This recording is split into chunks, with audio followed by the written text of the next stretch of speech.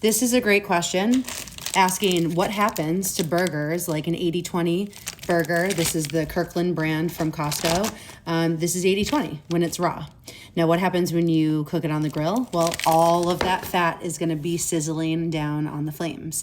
And so what you have to know is that usually it's going to end up to be somewhere around 75-25 or even 70-30. So what do you need to do after the fact if you're carnivore and you're concerned with eating more towards an 80-20, where 80% of your calories are coming from fat? Well, you're going to need to add butter.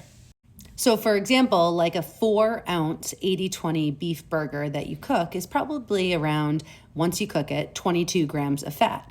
So then what you'll want to do is add about a tablespoon of butter, which is roughly 11 to 12 grams of fat. So then you end up with like a 33-34 gram fat burger, and that's much closer to an 80-20 when you're talking about the fat to protein percentage.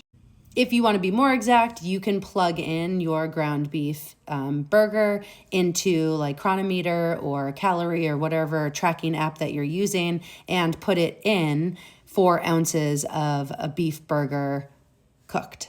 And then it will give you a little bit more of a better representation, or you can just go by look. So this is what I prefer because I don't think carnivores need to track per se, at least super aggressively.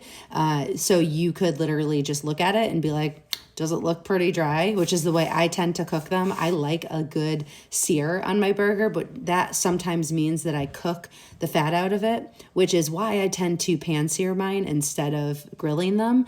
But anyway, if it looks dry, go ahead and add more fat. If it looks pretty juicy and fatty, then you don't need to add as much. And you can go by biofeedback. This is what I teach my clients to do. And if you eat that meal and it's pretty filling, but you're tired and you're having cravings, it's likely that you cooked out a lot of fat and you just need to check out add a little bit more fat before serving. And just remember, you have full autonomy to add whatever you want. You can add butter, you can add tallow, you can add a little bit of cheese if you want. I tend to prefer ghee, tallow, or butter if you're going to add. And of course, if there's a way for you to gather the drippings when you grill it, then go ahead and add that back on top.